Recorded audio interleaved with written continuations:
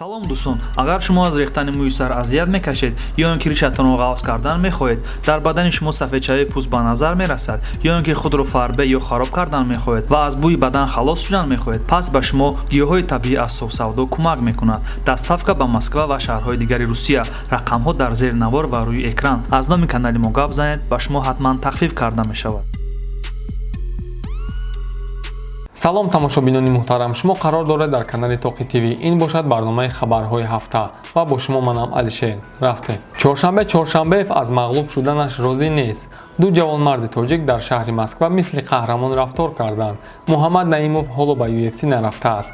ҳама ин хабарҳо дар рафти барнома. Чоршанбеев тақрибан 3 ҳафта пеш бо варзишгари рус Михаил Сиви рақобат кард. Организация ки рақобати онҳоро ташкил кард, ин Топдог мебошад ки айни замон дар ютуби рӯззабонҳо бениҳоят машҳур мебошад. Чоршанбеев яке аз варзишгарони машҳури Топдог мебошад ки ҳатто расми ӯро дар баннери канали Топдог гузоштаанд. Чӣ хеле ки худи Чоршанбе мегӯянд, Михаил Сиви яке аз шогирдони беҳтарин ӯро мағлуб кард ва мақсади асосии ӯ ин шикаст додани Михаил Сиви мебошад. Рақобати онҳо тақрибан 19 соат пеш дар канали Топдог баромад ки дар ин муддат зиёда аз 1 миллион просмотр гирифт. Рақобати онҳо аз 3 раунд иборат буд. Чоршанбе бошад аз сабаби риоя накардани қоидаҳо мағлуб гашт. Хабари дигари мо оиди ҷавонмардони тоҷике ки дар шаҳри Москва якчанд нафарро аз сӯхтор наҷот доданд.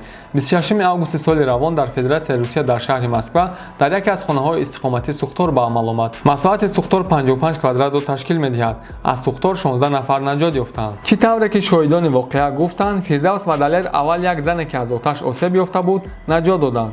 Баъдан бо воситаи пожарная лестница баромада кӯдаконро аз оташ наҷот доданд. Падари кӯдакон мегӯяд ки агар ин ҷавонмардони тоҷик намебуданд, намедонем ки аҳволамон чӣ мешуд. Ба Фирдавс ва Далер кормандони ҳолатҳои фавқулоддаи шаҳри Москва мукофот дода изҳори миннатдорӣ баён намуданд. Бигзор чунин ҷавонмардони тоҷик зиёд гарданд, то ин ки фахри миллати тоҷик бошанд. нафароне ки варзишро хуб мефаҳмед ва ба худ боварӣ доред, ба ссилкаи зери видео буда дар омада регистратсия кунед ва аз сарпарасти мо то $100 бонус гиред. хабар дигари мо оиди варзишгари тоҷик Муҳаммад Наимов. Имрӯзҳо дар шабакаҳои интернетӣ овозе баромадааст ки гӯё Муҳаммад Наимов аллакай бо UFC контракт бастааст, аммо ин тавр нест. Муҳаммад Наимов яке аз беҳтарин варзишгари тоҷик буда 3 сол пеш аз тейквондо ба ММА гузаштааст. Муҳаммад Наимов яке аз беҳтарин варзишгари тоҷик буда 3 сол пеш аз тейквондо ба ММА гузаштааст. Муҳаммад Наимов декарата чемпиони ҷаҳон ва якчанд маротиба ғолиби чемпионатҳои Осиёи миёна шудааст. Муҳаммад Наимов ба тейквондо машғул буд ва чӣ тавре ки худаш мегӯяд, барои беҳбудиҳои навро дар карьерааш дидан ба амрико барои машғул шудан ба ММА рафтааст. Аввалин маротиба Муҳаммад Наимов соли 2016 дар Лас Вегас дебюти худро дар ММА гузаронида бар зидди варзишгари итолиёи Антонио Леросо ғолиб омадааст. овозаҳо баромад ки Муҳаммад Наимов аллакай бо UFC шаҳрнома бастааст, аммо ин тавр нест. Дана Уайт президенти UFC турнире ташкил медиҳад ки ӯ ном дорад Dana White Contender Series. Нафароне ки дар ин турнир ғолиб мешаванд, барои бо UFC шаҳрнома бастан роҳ меёбанд. Муҳаммад Наимов бошад рӯзи 15 сентябр дар Лас Вегас бо варзишгари амрикоӣ Колин Энглин рақобат мекунад. айни замон Муҳаммад Наимов барои муҳорибаи навбатиаш тамринҳояшро бо Ҷастин Гейҷи гузаронида истодааст. Метавонед ин наворро бубинед.